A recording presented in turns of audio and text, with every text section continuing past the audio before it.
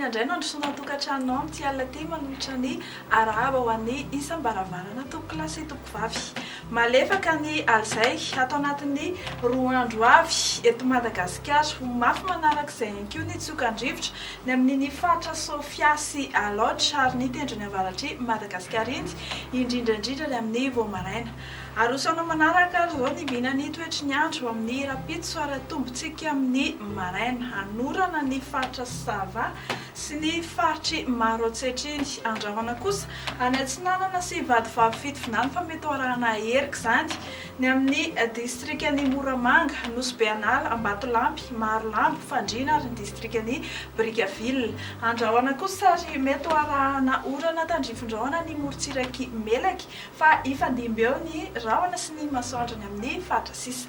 Ho amin'ny rapitso tolakandro dia miteno azy angamba ny sary satria dia ifandimby avokoa ny rahona sy ny masoandro eto Madagasikara afa-tsy any Sava sy Analanjo Rofiny no anorana malefaka ary ola lovandrahona ny amin'ny tendrony atsimon'ny Madagasikara raha ny marimarina kokoa dia ho anareo any Andro ihany.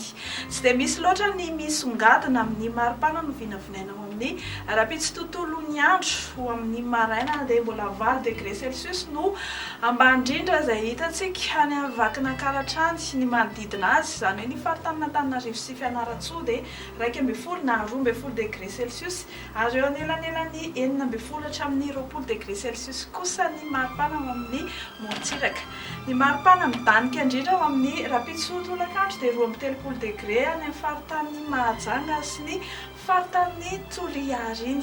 Dia amarana antsika ny fandarana meteo dia tsara ho fantatra reto manaraka reto ifandimby ny rahona sy ny masoandro à Nairobi, Paris, Comores, ibalika be masoandro Milan, Johannesburg, La Réunion, hanorana malefaka ny Bangkok sy Seychelles ary hanorana tandrifondrahona ny faritry Maurice. Dia izay toko klasy toko vavy ny meteo antsika eo amin'ny fiteny malagasy mametraka ny mandrapitafa.